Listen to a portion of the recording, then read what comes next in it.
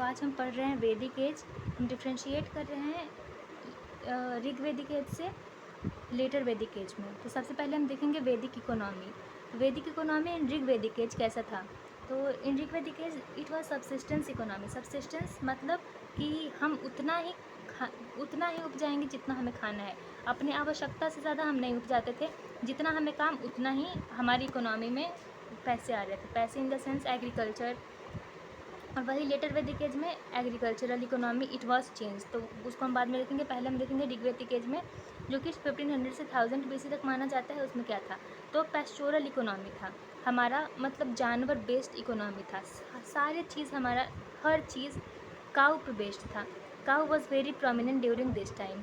तो राजा को कहते थे गोप। गोप मीन्स गाय से रिलेटेड, मतलब हर चीज़ का नाम was related to only cow.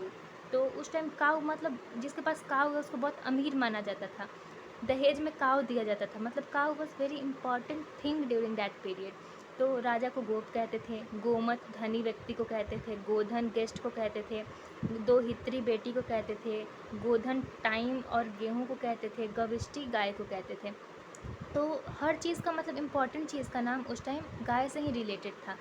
उसके बाद हम देखेंगे means important thing of this as was cow. Limit of economy was fixed, मतलब सब्सिस्टेंस इकोनॉमी।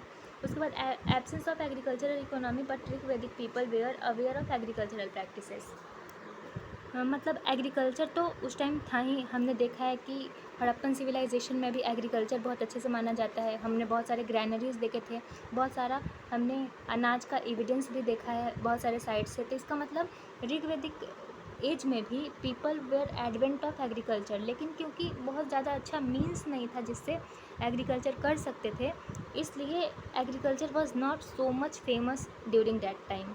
उसके बाद why agricultural economy was absent, because tough geographical condition अच्छा नहीं था। Absence of iron, absence of currency system, absence of trade and commerce. उस time absence of trade and commerce था क्योंकि decline of Harappan civilisation हो गया था, एक नए कल्चर का राइज हो रहा था। तो उस टाइम ट्रेड एंड कॉमर्स नहीं था। अब ज़्यादा उपजा कर हम करेंगे क्या, तो इसलिए जो लोग उतना ही उपजाते थे जितना खाना होता था। नॉट एग्रीकल्चरल सरप्लस, हमारे पास सरप्लस नहीं था, ज़्यादा नहीं था, और टेक्नोलॉजी भी नहीं था। उसके बाद क्या हुआ, उसके बाद advent of iron in the 1000 BC, change due to iron revolution in 1000 BC। क्या आया, लेटर वैदिक एज। तो इसने क्या चेंज लाया सोसाइटी में, it made two things, plough for agriculture and axe for cutting the forest. इसने प्लग लाया जिसको हम लोग कहते हैं हल।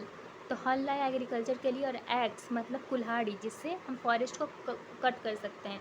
तो हड़प्पन सिविलाइजेशन हमने देखा था कि इंडिया के इस पार्ट में फेमस था। उसके बाद हम इस तरफ आ रहे थे, आर्यंस इस तरफ आ रहे थे। तो यहाँ पे पूरा, क्योंकि ये तराई रीजन था, गंगा का तराई रीजन था, यहाँ पे बहुत सारा फॉरेस्टेड एरिया था। तो फॉरेस्ट को कट करने के लिए एग्रीकल्चर, ये बहुत ज़्यादा अच्छा, बहुत ज़्यादा फर्टाइल लैंड था, क्योंकि ये हिमालयन के डेब्रिज से बने थे, सेडिमेंट्री रॉक से। तो ये बहुत ज़्यादा फर्टाइल रीजन माना जाता था, लेकिन यहाँ पे फर्टिलिटी होने के कारण बहुत ज़्यादा फॉरेस्ट उगे हुए थे।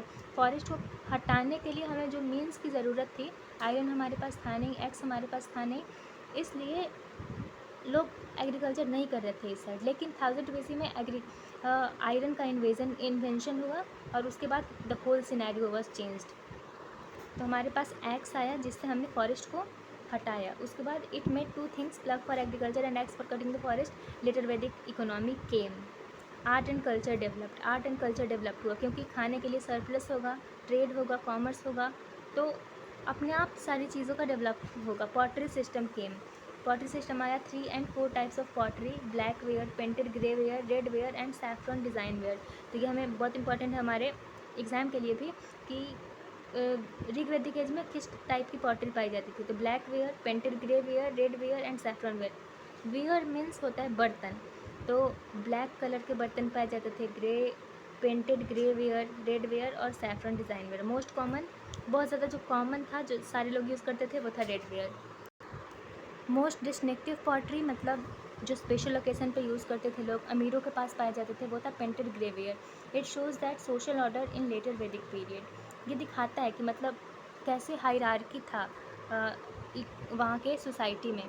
जैसे कि मतलब वहाँ पे नॉर्मल लोग यूज़ करेंगे रेड वेयर, एंड कोई स्पेशल पार्टी है वहाँ पे पेंटेड ग्रे वेयर यूज़ किया है।